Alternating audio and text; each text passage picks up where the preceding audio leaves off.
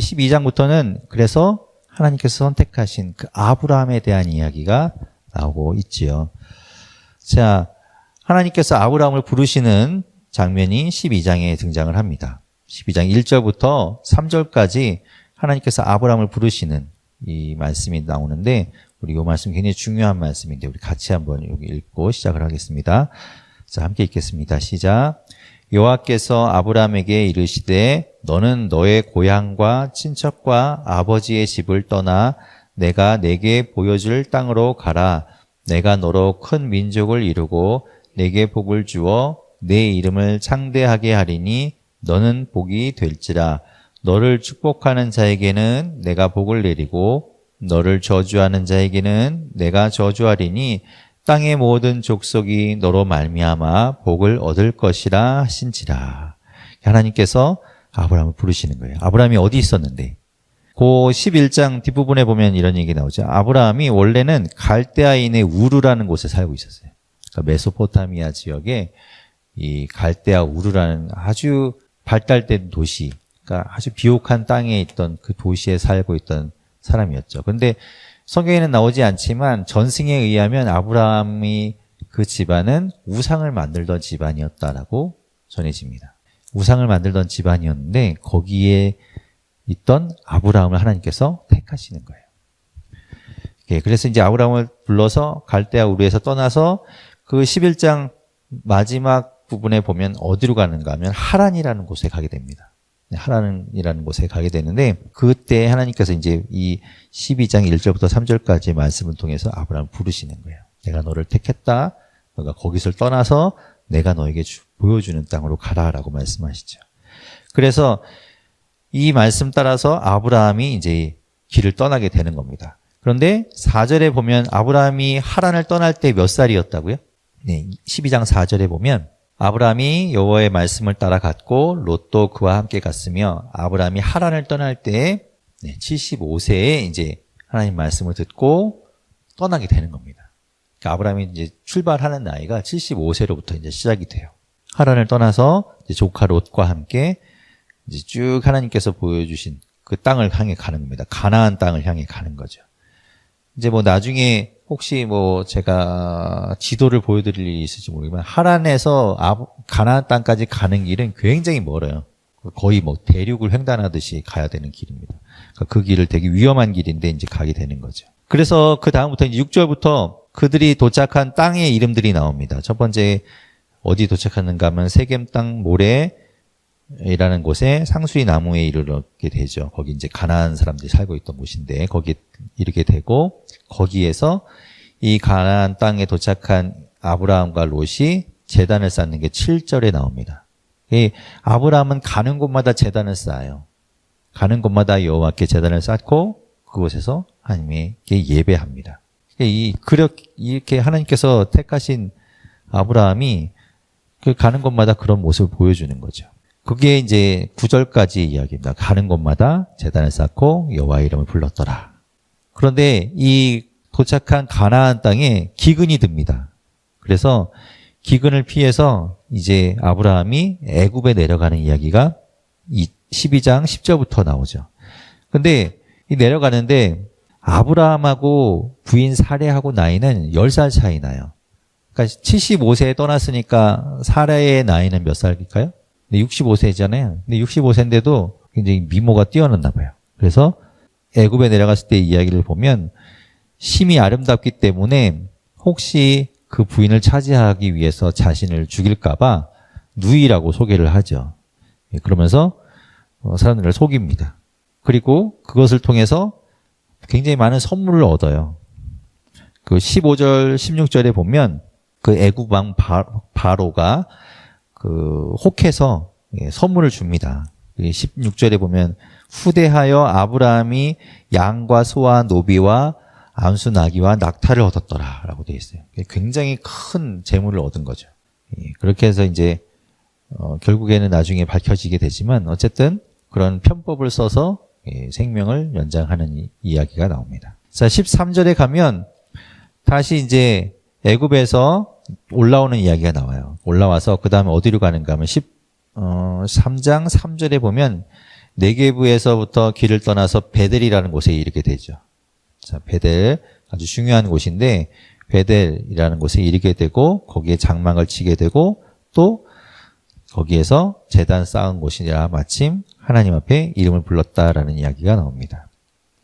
자, 그런데 이제 애굽에 내려가서 많은 재물을 얻었죠. 많은 양과 가축들을 얻어서 올라왔기 때문에 이제 처음보다 훨씬 많은 재물과 많은 노비와 가축들을 소유하게 되었어요. 근데 이 롯과 함께 이제 같이 거주할 수 없을 만큼, 같이 동거할 수 없을 만큼 너무 많아졌다라고 이야기합니다. 그래서 어쩔 수 없이 이제 헤어져야 될 때가 온 거예요. 그래서 이제 8절과 9절에 보면 아브라함이 롯에게 이야기합니다. 우리 서로 여기서 막 그렇게 다투고 힘들게 지내지 말고 이제는 헤어지자라고 이야기하면서 9절에 이렇게 이야기하죠. 나를 떠나가라. 내가 좌하면 나는 우하고 내가 우하면 나는 좌하리라. 먼저 조카 롯에게 선택권을 줍니다. 근데 롯이 10절에 보면 눈을 들어서 쭉 바라보니까 어디가 제일 마음에 들어요? 근데 요단 지역을 쭉 봤더니 소알이라는 곳까지 온 땅이 막 물이 넉넉하고 농사 짓기에도 좋고, 그러니까 뭐 가축을 키우기에도 좋고 너무 좋아 보이는 땅인 거죠. 그래서 그 땅을 선택을 합니다. 그래서 그쪽으로 가게 되고, 그리고 아브라함은 이제 거기 남게 되는 거예요. 남게 돼서 이제 헤어지게 되는 일이 벌어지는 겁니다.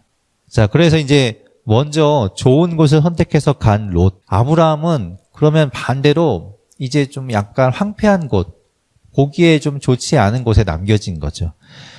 그런데 하나님께서 아브라함에게 약속을 하시는 겁니다. 여기 이제 약속을 하시는 게 13장 14절부터에 보면 하나님께서 아브라함에게 나타나셔서 말씀하시기를 14절에 보면 너는 눈을 들어 너 있는 곳에서 북쪽과 남쪽 그리고 동쪽과 서쪽을 바라봐라. 네가 보는 그 땅을 내가 너에게 주겠다라고 말씀하십니다.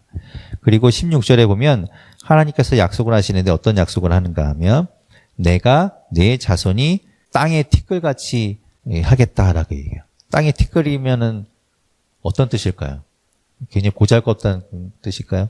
아주 많이 하게 하겠다는 거예요. 능히 셀 수 없을 만큼 많이 창대하게 해주겠다라고 이야기하시는 거죠. 하나님께서 아브라함과 이제 계속해서 언약을 맺어 가십니다. 약속을 해주셔요. 그런데 첫 번째로 티끌 언약이라고 부르는 언약을 하시는 겁니다.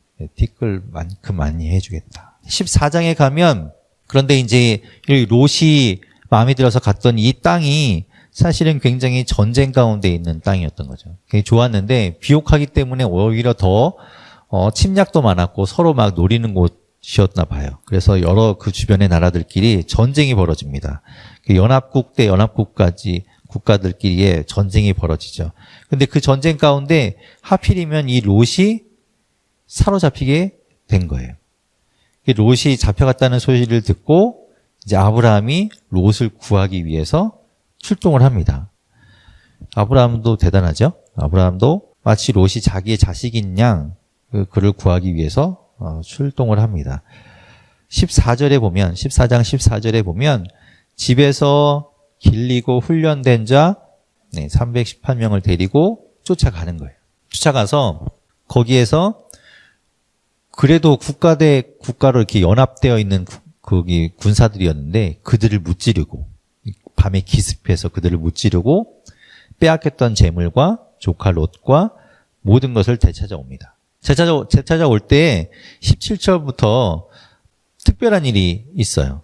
찾아오는 아브라함에게 누가 찾아오는가 하면 소돔 왕이 찾아오죠. 17절에 보면 소돔 왕이 그를 나와서 영접합니다.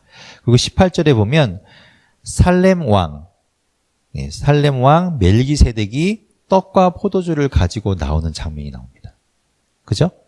그런데 18절에 보면 그를 뭐라고 표현하는가 하면 그는 지극히 높으신 하나님의 제사장이었더라 라고 이야기해요. 19절에 그가 아브라함에게 축복하여 이르되 아브라함에게 복을 주옵소서라고 축복을 하죠.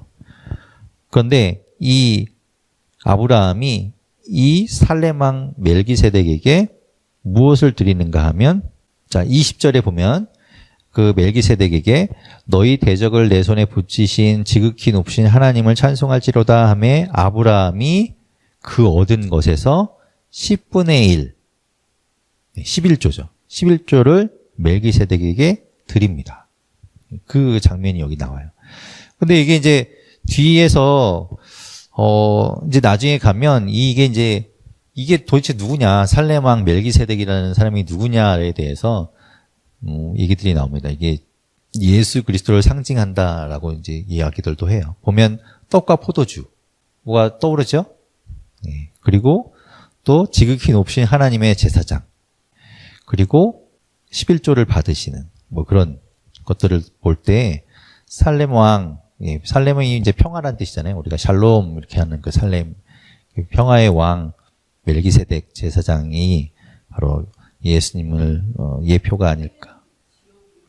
지역 이름이죠. 근데 그 뜻이 무엇인가 하면 샬롬이란 뜻입니다. 평화란 뜻을 가지고 있는 것. 자, 그 이야기가 나옵니다. 자, 15장에 가면 하나님께서 아브라함에게 또다시 언약을 하세요.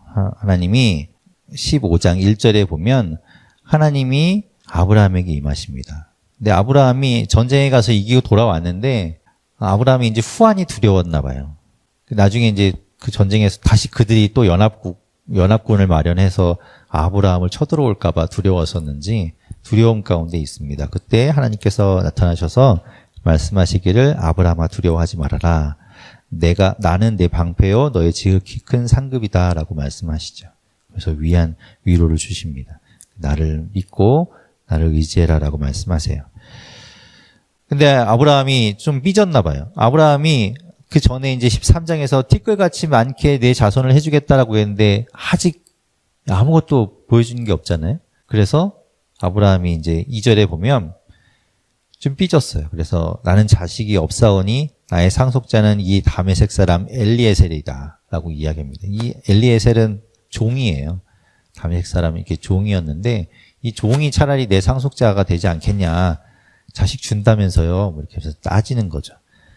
그때 하나님께서 그를 이끌어서 바깥으로 나가게 하십니다. 그게 5절 말씀이죠. 5절에 보면 그를 이끌어 밖으로 나가 이르시되 하늘을 우러러 무별을 셀 수 있나 보라 하면서 무별을 보여주십니다.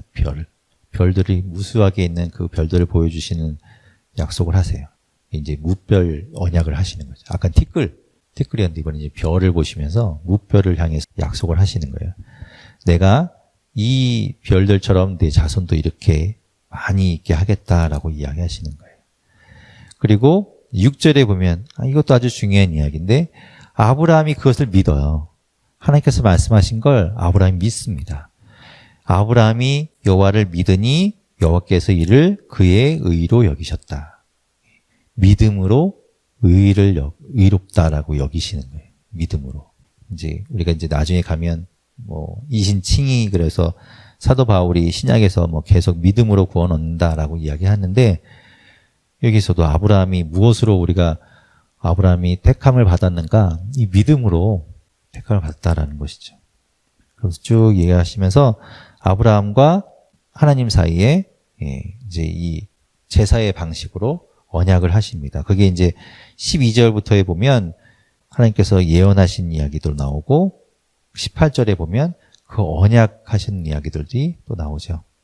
자, 12절부터의 말씀을 보면 하나님께서 해질 때 아브라함에게 나타나셔서 이런 말씀을 하셔요. 12절 지나서 13절에 보면 여호와께서 아브라함에게 이르시되 앞으로의 일을 예언하십니다. 너는 반드시 알라.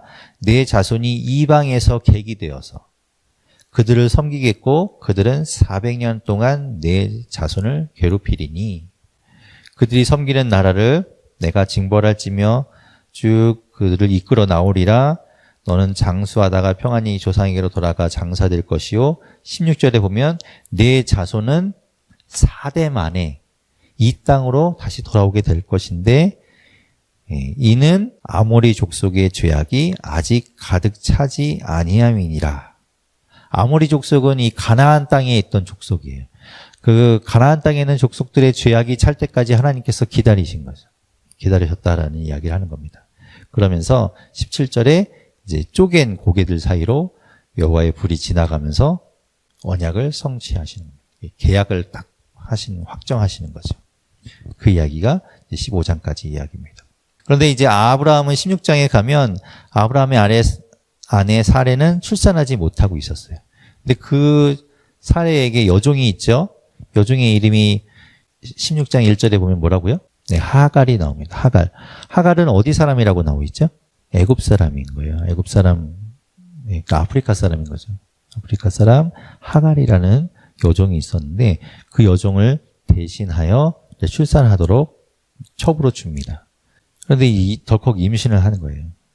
3절에 보면 그때가 언제였는가 하면 3절 마지막 중에 보면 이렇게 되죠. 가나안 땅에 거주한 지 10년 후였다. 그러니까 75세에 출발해서 가나안 땅에 왔을 때니까 지금 85세잖아요. 85세에 이제 임신을 하게 된 거죠. 이렇게 자녀를 낳게 되죠. 그게 이제 이스마엘을 갖게 되는 겁니다. 근데 이 사레가 또 이 하갈과의 갈등이 생기면서 하갈이 도망을 가게 됩니다. 그때 여호와의 사자가 나타나서 하갈을 살려주는 거예요. 하갈에게 다시 돌아가라고 이야기하면서 내가 너와 내 아들을 지키게 해주겠다라고 이야기하죠. 그러면서 11절에 16장 11절에 보면 태어날 아기에 대한 말씀을 하십니다. 여호와의 사자가 또 그에게 이르시되 내가 임신하였은즉 아들을 낳으리니 그 이름을 이스마엘이라 하라.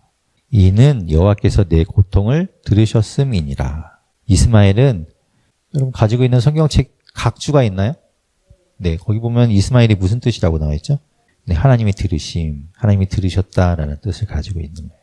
예, 하갈의 이 기도와 눈물을 하나님께서 들으시고 아들을 주시는 거죠. 자, 그래서 13절에 보면 하갈이 여호와를 만났다라고 해서 하나님께서 나를 살피신다라는 뜻으로 나를 살피시는 하나님이라고 하고 그가 먹었던 그 샘을 갖다가 부엘라 헤로이라고 부르게 되죠.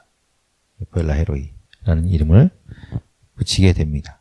그게 이제 나오는 이야기고 그리고 나서 이제 얼마 후에 이스마엘이 태어나게 됩니다. 16절에 보면 이스마엘을 낳았을 때 아브라함이 몇 살이었다고요? 네, 86세에 이제 이스마엘이 태어나게 되는 거죠. 자, 17장에 보면 이제 하나님과 이 아브라함 사이에 또 하나의 이제 언약을 하시는데 언약의 표징으로 할례를 말씀하십니다. 하나님께서 할례를 하도록 명하시죠. 그리고 이름을 바꿔주시는 이야기가 나옵니다. 이름을 바꿔주시는 이야기 5절에 보면 자, 원래 아브라함이라는 뜻은 아버지라는 뜻이 가지고 있어요. 아버지. 예, 아버지라는 뜻을 가지고 있는데 그걸 5절에 보면 내 이름을 아브람이라 하지 아니하고 아브라함이라고 해서 많은 무리의 아버지라는 뜻으로 여러 민족의 아버지라는 뜻으로 바꿔주십니다. 그런 이야기가 나오고 10절부터 이야기를 보면 할례를 행하라라고 이야기해요. 근데 이 할례라는 게 사실은 이 하나님께서 독특하게 이스라엘 백성들에게만 명하신 것이 아닙니다. 이 당시에 이 중동 지방에서도 할례가 다 행해지고 있었어요. 그럼 이게 특별한 하나님의 뭐 어떤 방법으로 너는 할례를 해라. 할례 한 사람만이 이스라엘 사람이다. 하나님 백성이다라는 것이 아니라 할례가 행해지고 있었는데 거기에 하나님께서 의미를 부여하신 거죠. 하나님께서 하시는 의미는 뭐냐면 11절에 있는 것처럼 이것이 나와 너희 사이의 언약의 표징이라는 거예요. 앞에서 하나님께서 계속 이제 아브라함과 언약을 맺으셨잖아요. 티끌같이, 또 무별같이, 그 다음에 횃불을 그 쪼갠 고기 사이로 지나가시면서 이제 횃불 언약을 하시는데 그런 모든 언약의 표징으로 할례를 행하도록 하신 겁니다. 이렇게 상징으로 이렇게 어떤 징표로 만들어 주신 거죠. 노아 시대의 홍수를 통해서 이제 다시는 홍수처럼 모든 인류를 멸하는 일이 없도록 하겠다라고 하시면서 무지개를 언약의 표징으로 이렇게 놔두신 것처럼 똑같죠. 할례가 이제 그런 의미를 가지게 된 겁니다. 그래서 12절에 보면 난지 8일 만에 할례를 행해라라고 말씀하시죠. 15절에 가면 이제 그 부인 사레도 이름을 바꿔주십니다. 사레라 하지 말고 사라라 하라라고 이야기해요. 사라라는 건 이제 여주인이란 뜻인데 여주인이란 이름으로 바꿔주시는 겁니다. 여러 민족의 어머니가 되게 하겠다. 아브라함과 같이 이름 바꿔주시는 이야기가 나옵니다. 그리고 또 그 이야기를 하실 때 17절에 보면 아브라함의 나이가 100세 또 90세 될때 어찌 아이를 낳겠냐라고 이야기하는 거예요. 사실은 99세입니다. 이게 뒤에 가면 24절에 보면 이렇게 나와 있는지, 그래서 하나님이 말씀하셔서 이 아브라함이 할례를 행합니다. 할례를 행할 때 24절에 아브라함이 그의 포피를 벤 때는 99세였다라고 돼 있죠. 그러니까 99세에 이제 할례를 행하게 되는 거예요. 그리고 그의 아들 25절에는 이스마엘도 할례를 행하게 되는데 나이가 13세에 할례를 행하게 되죠. 자, 18절에 가면 아브라함이 이제 한낮에 뜨거울 때 장막문에 앉았을 때 2절에 보면 눈을 들어본 즉 사람 셋이 오는 것을 보게 됩니다. 근데 이 아브라함이 그걸 보고 달려가서 맞아요. 예, 하나님이다라고 대번에 알아보죠. 그리고 좋은 것을 통해서 그분들을 대접합니다. 대접하는데 그때에 3명의 사람, 하나님이 이 땅에 내려오신 건데 그 하나님께서 이야기해 주시는 거예요. 비밀을 이야기해 줘요. 내년에 이제 아들을 낳을 것이다라고 이야기해 주십니다. 하나님께서 그전에는 너가 큰 민족을 이룰 것이다, 자손을 낳을 것이다 그랬는데 언제라는 이야기를 안 하셨는데 이때 이제 언제라는 이야기를 해 주시는 거예요. 10절에 보면 이야기합니다. 그가 이르시되 내년 이맘때, 그러니까 앞으로 1년 뒤에 내가 반드시 내게로 돌아오리니 내 아내 사라에게 아들이 있으리라. 내년에 이제 아들을 낳는다라고 이야기하시는 거예요. 근데 12절에 보면 사라가 그 이야기를 밖에서 듣고 웃어요. 내가 나이가 이렇게 많은데 무슨 아들을 낳냐. 그러면서 웃습니다. 그게 이제 나중에 그의 이름이, 그 아들의 이름이 이제 되기도 하죠. 웃음이라는 이름의 이삭이 태어나게 되죠. 자, 그러면서 이제 비밀을 이야기해줘요. 그들이 어디로 간다라고 이야기하는 거면 가면 소돔 땅에 간다라고 이야기해요. 소돔 땅에. 소돔의 그 20절 보면 여호와께서 또 이르시되 소돔과 고모라에 대한 부르짖음이 크고 그 죄악이 심히 무거우니 내가 그것을 바라보기 위해서 간다라고 말씀하시죠.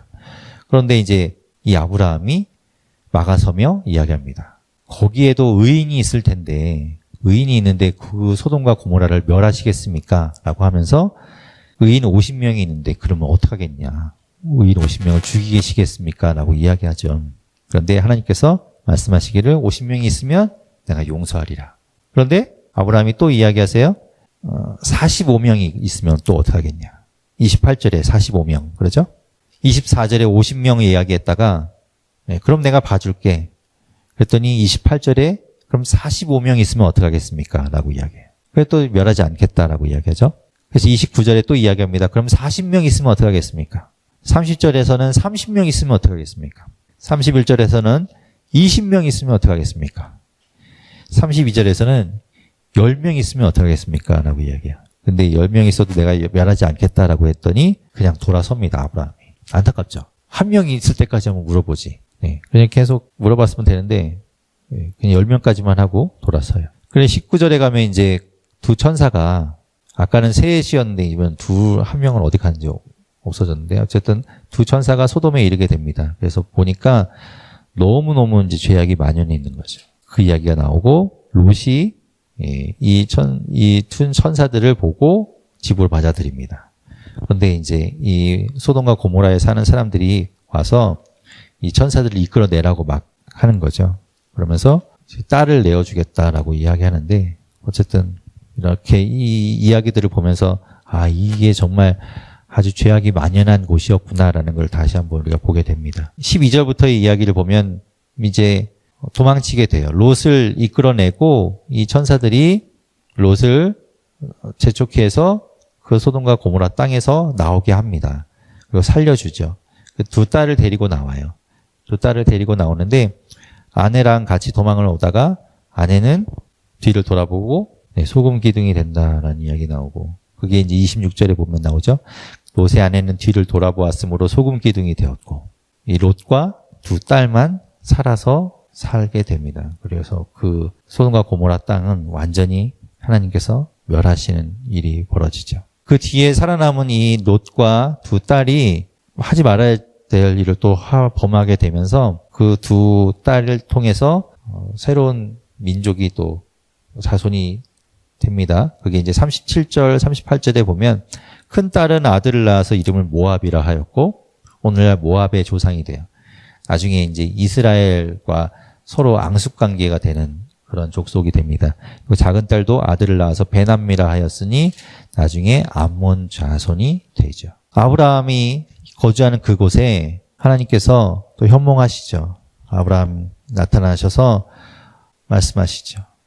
아비멜렉, 이 그랄 왕 아비멜렉에게 그랄에 거주할 때 다시 한번 예전에 애굽에서 했던 것처럼 아내를 누이라고 속이는 일을 또 하게 돼요.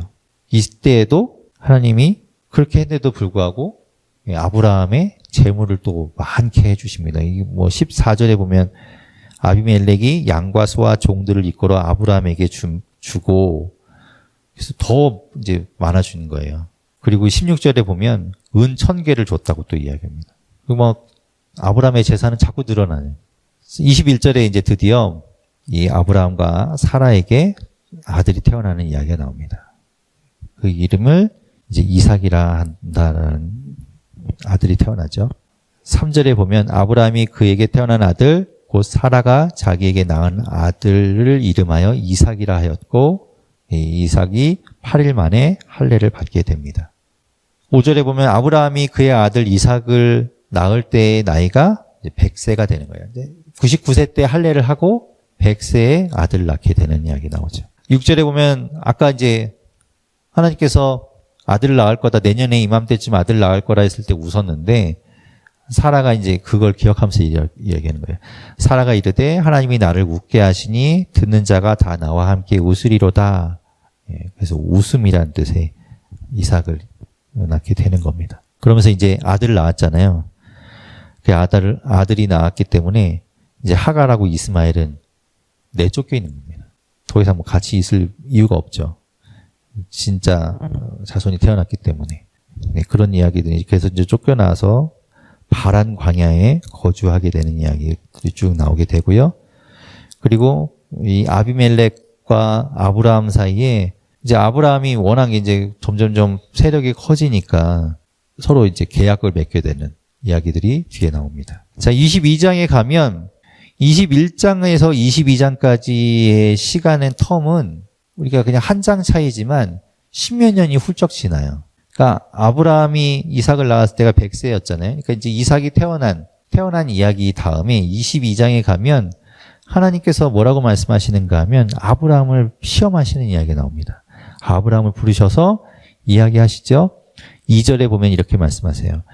여호와께서 이르시되 내 아들 내 사랑하는 독자 이삭을 데리고 모리아 땅으로 가서 내가 내게 일러준 한 산 거기서 그를 번제로 드리라. 이때 이삭의 나이가 몇 살쯤 됐냐면 10 몇 살쯤 됩니다. 그러니까 태어났을 때하고 요 22장까지의 간격이 10몇 년이 훌쩍 지나버린 거예요. 근데 아브라함이 고민하지 않죠.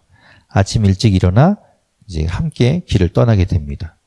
그리고 나서 그 산에 도착해서 함께 간 종에게 말하죠. 5절에 보면 이렇게 이야기합니다. 이에 아브라함이 종들에게 이르되 너희는 나귀와 함께 여기서 기다리라.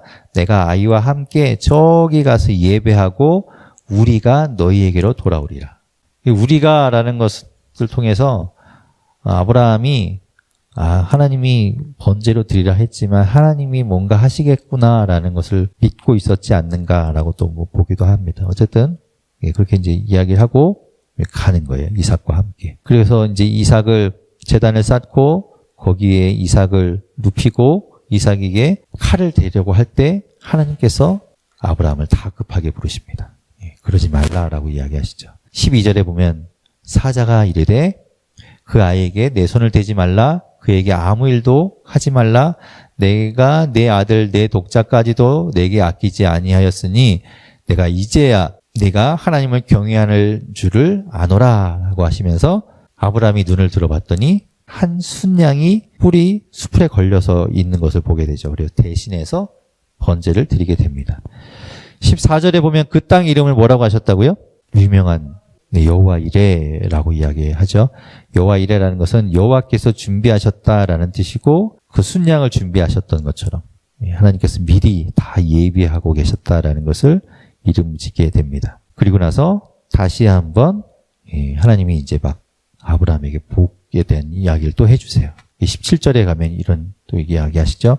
내가 내게 큰 복을 주고 내 씨가 크게 번성하여 하늘의 별과 같고 바다의 모래 같게 하리니 내 씨가 그 대적의 성문을 차지하리라.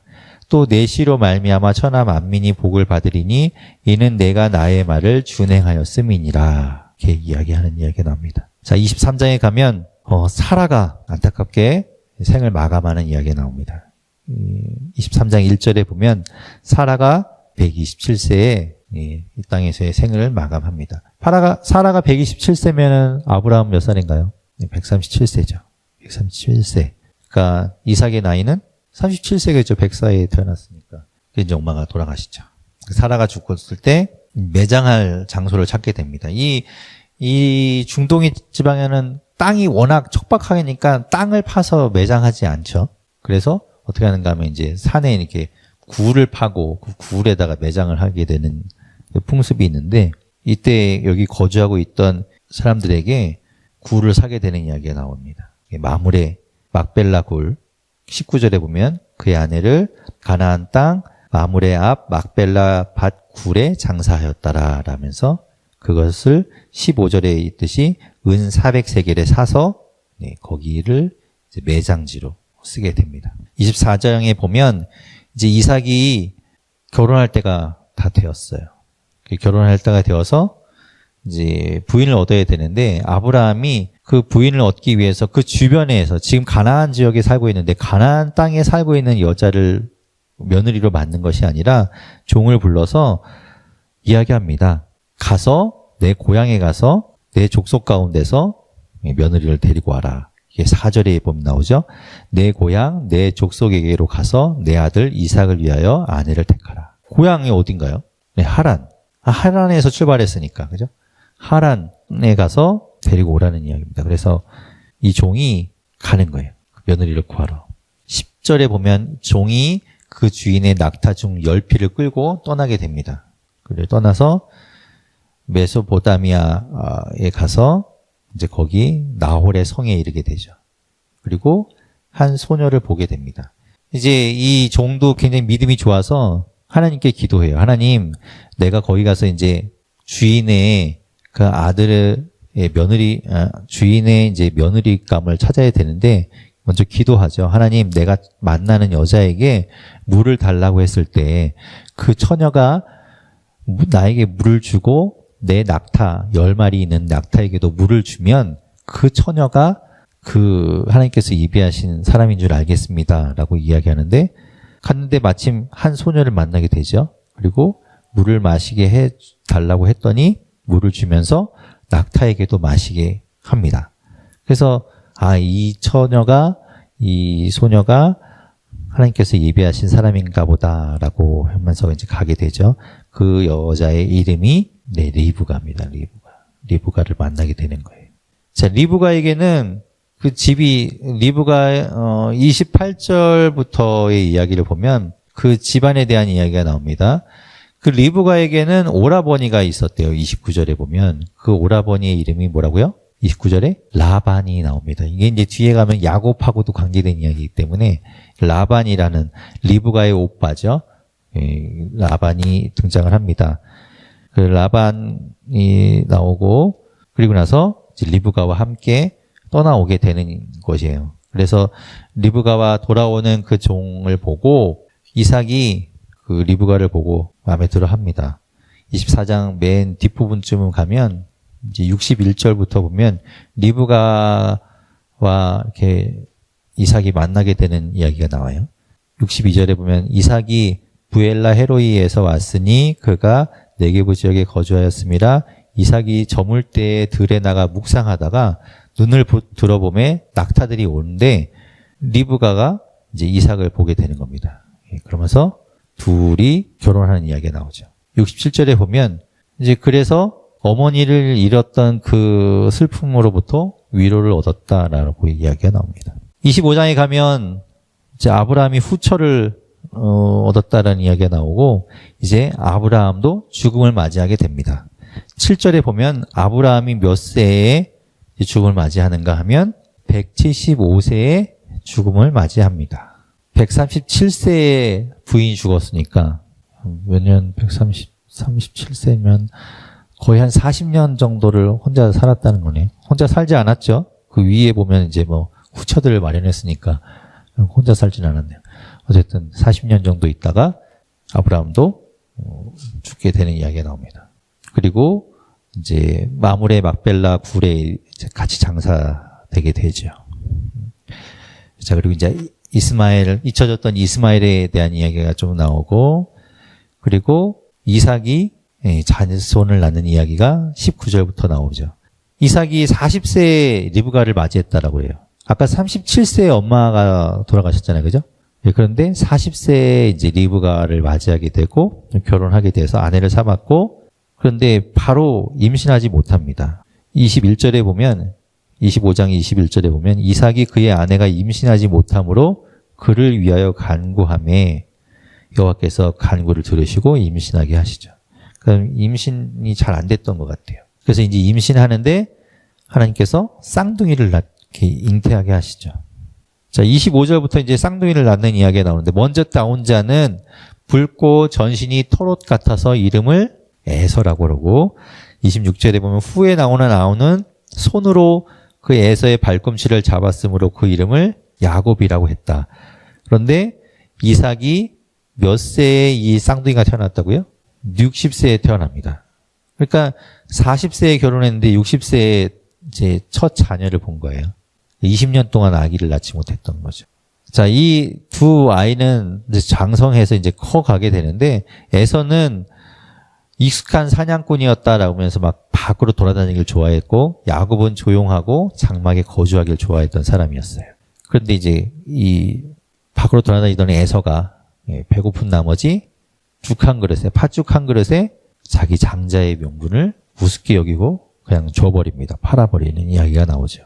34절에 보면 야곱이 떡과 팥죽을 에서에게 주매 에서가 먹으며 마시고 일어나 갔으니 에서가 장자의 명분을 가볍게 여김이었더라. 그까짓 게 뭐라고 생각한 겁니다. 그까짓 게 뭐 대수야? 지금 내가 배고파 죽겠는데? 뭐 이런 거죠. 뭐 하나님이 장자의 축복? 그게 뭐 지금 당장 내가 죽게 생겼는데 무슨 우습게 생각한 겁니다. 자, 이삭에게 이제 있던 그때에도 가뭄이 들어요. 흉년이 들어서 마치 아브라함이 그랬던 것처럼 이삭도 자식들을 데리고 블레셋 아비멜렉에게로 가게 됩니다. 똑같이인데 자기 아내를 누이라고 속이는 이야기가 나와요. 자, 근데 그곳에서 이삭에게도 하나님께서 복을 주셔서 하나님이 택하신 자, 하나님께서 함께 하시는 자에게는 하나님이 복을 주십니다. 그래서 어디로 가든지 잘 되게 해주세요. 아까 이 아브라함을 봤죠?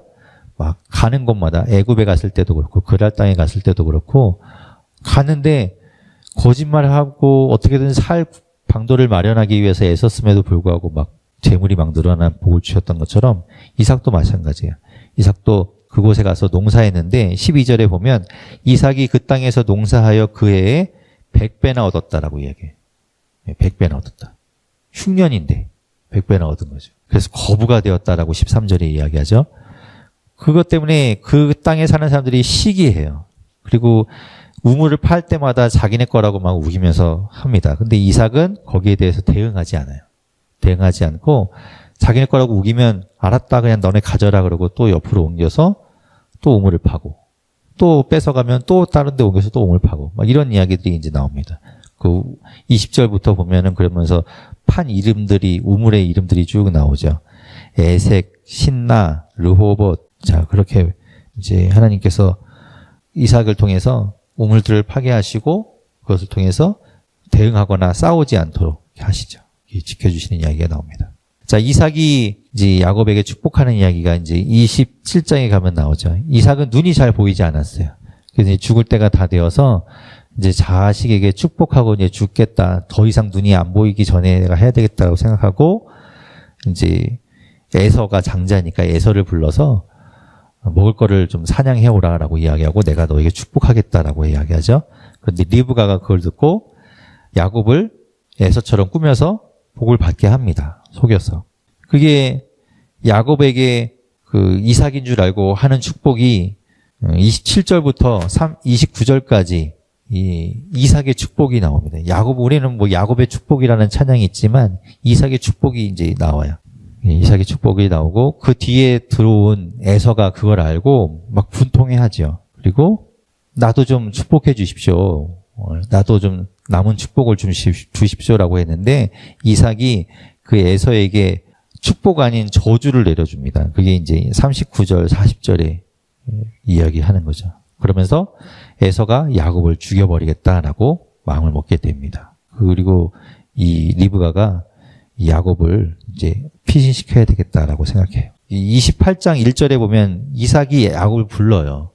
불러서 그에게 축복하고 당부하여 이르되 너는 가라한 사람의 딸들 중에 아내를 맞이하지 말고 일어나 밧단 아람으로 가서 내 외조부 부두엘의 집에 이르러 거기 외삼촌 라반의 딸들 중에서 아내를 맞이해라라고 이야기해요. 그러니까 그쪽으로 가라는 거죠. 그래서 이제 가는 이야기가 나오고 가다가 10절부터 이제 하란으로 출발하는 이야기가 나오는데 가다가 한 곳에 유숙을 하게 되고 그곳에 베개를 삼아서 한 돌을 가져다 누워 자는데 꿈에 사닥다리를 보게 됩니다. 그리고 하나님의 사자들이 오르락내리락 하는 걸 보게 되고 그때 이제 그곳 이름이 베델이었더라라고 하는 곳이 나오게 되죠. 그래서 그 자기가 베개로 삼았던 돌을 가져다가 기둥을 세우고 거기 기름을 붓게 됩니다. 그게 이제 19절에 보면 그곳 이름이 베델이라 하였고 베델은 하나님의 집이란 뜻이고요. 그 성의 옛 이름은 원래 베델이라는 성의 옛 이름은 루스입니다. 루스. 그리고 이제 그곳에서 이 야곱이 서원해요. 하나님께 약속을 합니다. 21절, 22절에 보면 세 가지 약속을 합니다. 첫 번째는 내가 만약에 평안히 아버지 집으로 돌아오게 하면 하나님께서 하시면 여호와께서 나의 하나님이 되실 것이고요. 두 번째, 이 기둥으로 세운 이 돌이 하나님의 집이 될 것이고 세 번째, 내가 가지고 오는 모든 것 중에서 10분의 1을 하나님께 드리겠습니다. 라고 이제 서원하는 거예요. 이 세 가지 서원을 하고 떠나게 됩니다. 그리고 라반 집에 이르게 되죠. 라반 집에 이르러서 거기서 한 여자를 보는데 그 여자가 라헬이에요. 라헬을 이제 6절에 보면 라헬을 처음 만나는 이야기가 나옵니다. 라헬을 보게 되고 라헬에게 반하게 됩니다. 그런데 이제 가진 게 아무것도 없어요. 그래서 라헬을 아내로 삼고 싶은데 할 수 없어서 거기에서 대신에 일을 해주고자 합니다. 그래서 일을 하고 7년 동안 일을 해줄 테니까 라헬을 아내로 주십시오라고 이야기하죠. 그게 18절에 보면 이렇게 이야기합니다. 18절에 내가 외삼촌의 작은 딸 라헬을 위하여 외삼촌에게 7년을 섬기리이다. 내가 7년 일할 테니까 라헬을 아내로 주십시오라는 거죠. 그래서 7년을 20절에 보면 라헬을 사랑한 까닭에 그를 사랑하는 까닭에 7년을 며칠같이 여기며 열심히 일합니다. 그리고 드디어 이제 결혼할 때가 됐는데 이 라반이 엄청 사기꾼이에요. 그래서 레아를 라헬 대신에 이제 결혼시키죠. 그리고 그 시종도 주게 됩니다. 실바라는 종도 같이 주게 돼요. 그리고 그럼 왜 이제 야곱이 따지겠죠. 왜 라헬을 안 주고 레아를 줬냐 이랬는데 7일 있다가 내가 라헬을 줄게. 그리고 7일 후에 라헬을 주면서 너 7년 동안 또 일해 라고 이야기하죠. 그래서 도합 14년을 일하는 거예요. 14년을 아내를 얻기 위해서 14년을 일합니다. 그런데 이제 라헬에게 사이에서는 아이가 생기지 않아요. 31절에 보면 여호와께서 레아가 사랑받지 못함을 보시고 그의 태를 여셨으나 라헬은 자녀가 없었더라. 참 이게 대를 이어서 자녀를 잘 못 낳죠. 네, 사라도 그랬고 리브가도 그랬고 라헬도 그렇고 아이를 잘 낳지 못해요. 대신에 이제 레아가 아이를 낳습니다. 32절부터 이제 태어나는 아이들이 나오면 32절에 보면 르우벤이 태어납니다. 33절에는 시므온이 태어나요. 그리고 34절에 레위, 35절에 유다가 태어난 이야기가 나옵니다. 각각의 이름의 뜻은 아마 여러분 각주에 있을 텐데 각주를 한번 보시면 될 것 같고요. 자, 30절에 계속해서 이제 레아에게 네 명의 아들 루벤, 시므온, 레위, 유다를 낳고 그 다음에 이제 여종에게 아들을 낳은 게 단 납달리를 낳게 되죠. 그리고 여종 실바가 낳은 레아의 실바가 낳은 아들이 갓 그리고 아셀을 낳게 되네요. 아셀을 낳게 되고 18절에 보면 이사가를 또 낳죠. 레아가 이사가를 낳고 20절에 스불론을 낳습니다. 그리고 21절에 딸을 낳는데 딸 이름이 디나예요. 나중에 디나가 이제 또 나오게 되는데 디나를 낳게 됩니다. 그리고 나서 24절에 가면 요셉을 낳죠. 요셉을 낳고. 자, 그때 이제 이 야곱이 라반에게서 이제 나와야 되겠다라고 하나님께서 말씀하시는 이야기가 나옵니다. 라반의 소유 중에서 점 있거나 아론진 것이거나 검은 것들 32절에 나오는데 그런 것들을 가려서 이제 야곱의 품삯이 되게 하고 그것들을 자기가 갖습니다. 그런데 이제 태어나는 것 중에 이제 좋은 것들은 다 그렇게 태어나서 야곱의 재물들이 막 늘어나죠. 31장에 가면 하나님이 야곱을 다시 고향 땅으로 가라고 말씀하세요. 3절에 보면 여호와께서 야곱에게 이르시되 내 조상의 땅 내 족속에게로 돌아가라 내가 너와 함께 있으리라 그러면서 가게 하시는 거죠. 그리고 온 식솔들을 데리고 그곳을 떠나서 자기 집으로 내려가는 이야기가 나옵니다. 그런데 이게 20년 만에 이제 내려가는 일이 생기게 되는 거예요. 자, 그렇게 해서 이제 내려가는 이야기가 나옵니다. 왜 20년이냐? 41절에 보면, 31장 41절에 보면 나오죠. 외삼촌 집에 있는 20년 동안 외삼촌 두 딸을 위해서 14년, 외삼촌의 양떼를 위하여 6년을 일했다라고 이야기합니다. 그 20년을 지내게 되는 이야기 나오죠. 32장에 가면 야곱이 이제 가다가 에서를 만날 준비를 해요. 근데 에서가 자기를 죽이려고 했는데 20년 동안 얼마나 더 많은 칼을 갈았을까 그러면서 겁이 나서 선물을 많이 준비합니다. 그러면서 걱정하면서 내려가요. 그러다가 이제 야복 나루에서 여호와의 사자와 씨름하는 장면이 나오죠. 22절부터 보면 밤에 일어나 두 아내와 두 여종과 11아들을 인도하여 야복 나루를 건너 보내고 나서 이 야곱은 홀로 남아서 어떤 사람과 밤새도록 씨름합니다. 그리고 그 어떤 사람이 야곱의 허벅지 관절을 치게 되고요. 그리고 그때 이제 야곱이 절개됐다라는 이야기가 나오면서 야곱의 이름을 바꿔주는 이야기가 나옵니다. 28절에 보면 내 이름을 다시는 야곱이라 부를 것이 아니요 이스라엘이라 부를 것이니 이때 이제 이스라엘이란 말이 나오기 시작한 거예요. 이스라엘이라 부를 것이니 이는 내가 하나님과 및 사람들과 겨루어 이겼음이라. 그래서 야곱이 내가 씨름했던 이 사람이 하나님이구나라고 알고 그곳 이름을 부니엘이라라고 이름을 붙여요. 30절에 보면 나오는데 부니엘이라고 이름을 붙이는데 부니엘이라는 건 하나님의 얼굴을 이야기하죠. 하나님의 이 얼굴을 내가 대면에서 보았다라는 것입니다. 33장에 가면 야곱이 에서를 만나는 이야기가 나오죠. 자기는 죽을 줄 알았는데 뜻밖의 하나님께서 함께 하셔서 반갑게 맞아주고 서로 화해하고 그런 이야기가 나옵니다. 그리고 이제 16절부터 보면 에서는 세일로 가고 야곱은 숫곳에 이르러서 거기에 이제 자리 잡게 됩니다. 그 땅에 있게 되죠. 그런 이야기 나고 20절에 보면 거기에 제단을 쌓고 제단 이름을 에렐로의 이스라엘이라 불렀다라고 하죠. 이스라엘의 하나님이라는 뜻이죠. 34장에 가면 아까 아들들 이름 쭉 나올 때 딸 디나가 있었는데 이 디나가 거기 세겜 땅에서 세겜의 그 추장 세겜에 있는 그 족속이 있는 데서 강간을 당하는 이야기가 나옵니다. 그리고 이 강간 당한 것 때문에 야곱은 아무것도 하지 않는데 아들들이 꾀를 내어서 그 모든 족속을 다 멸해버리죠. 그게 25절에 보면 이제 할례를 받도록 하고 제3일이 되었을 때 시므온과 레위가 가서 그 모든 남자들과 그 모든 사람들을 다 죽여버립니다. 그리고 디나를 데리고 오죠. 자, 그리고 나서 이제 35장에 가면 야곱에게 복을 주시는 이야기가 나와요. 야곱이 일어나 베델을 올라가서 거기 거주하며 자기가 처음에 하란으로 갈 때, 그러니까 도망갈 때 베델에서 꿈을 꾸었던 그곳에 올라가서 거기 거주하면서 하나님 앞에 제단을 쌓지요.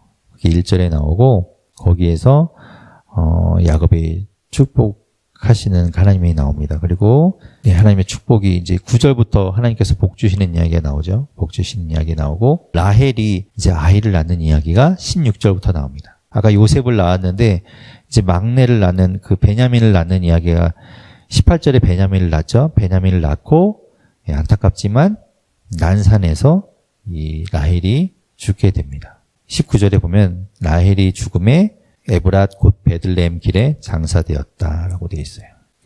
야곱이 그렇게 사랑했던 그 라헬이 이제 죽는 겁니다. 23절부터는 아들들의 이야기가 나오고 이삭도 죽게 되는 이야기가 나옵니다. 28절에 보면 이삭의 나이가 180세 되었을 때 생을 마치게 됩니다. 36장에 가면 이제 에서 지금 이제 야곱에 대한 이야기가 나오는데 그동안에 그럼 에서는 뭐 했냐? 에서에 대한 족보들이 쭉 나옵니다. 에서는 누구의 조상이 되는가 하면 그의 자손이 에돔이 돼요. 에돔 족속. 나중에 이제 또 뒤에 가면 에돔 족속이 나오는데 에돔 족속에 대한 이야기들이 나오고 이제 쭉 족보들이 나오게 됩니다. 그런 이야기들이 나오는 것까지 해서 36장까지 이어집니다.